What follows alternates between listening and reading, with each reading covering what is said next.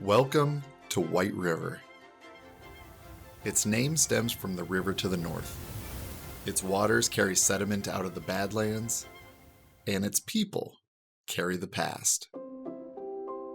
When we bought it, it was quite a rusty old place that hadn't been used for many years, and we even found spoiled butter that was still left in there.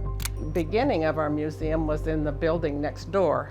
That was a building, one of the early ones in 1911, and it served as a post office, and moved in here in 2005. And I realized today that it's 20 years that we've been in here. So we have a church display and a dental. We're developing a Western room. We have a tool room, which is like a homestead room that has the creamery that we used to have, and egg hatching and ironing boards and all the homestead type things.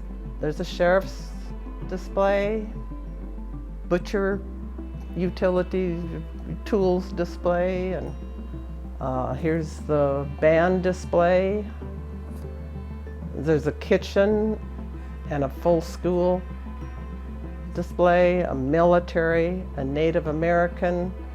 Then we have histories of the towns that are in the county, you know, Norris and Wood and White River, and we just have a little bit of everything. Stories, we've got photos, we've got postcards, we've got obituaries, we've got articles on people. Tax books, you can look up old records of when people paid taxes and on the property, etc. There's so many parts to everything. You can't just see it in one day, or you got to come back. You got to read. When we had the 6th grade class here, they were looking through some of these, and some 6th grader found a family member. And even with the board with the school stuff, they found some people they knew.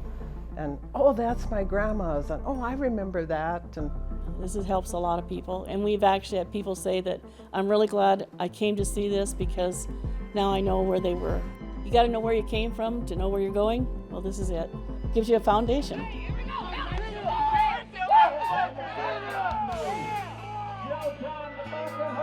Time, I think, is probably the best rodeo in South Dakota. The most important event of our county, I think. It's just, everybody looks forward to Frontier Days. Well, I can just remember going as a kid and being so excited because it was horses and all the, the bull riding and all that kind of stuff, and all the cowboys and people coming to town. It was a big event. Relatives came. Lots of people had families come from far away. That was a big event to come back to. It was like the reunion time of the whole county, actually.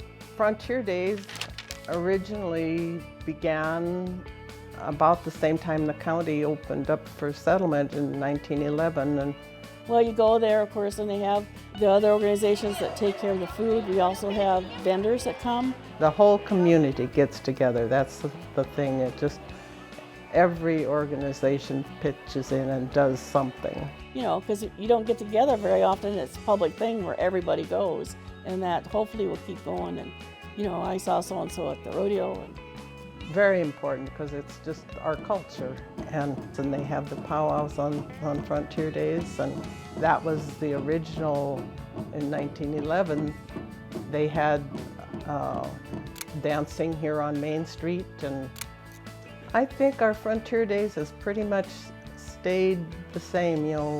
The powwows and the rodeo, of course, everything has improved, and it's one of the best ones in the area as far as we're concerned.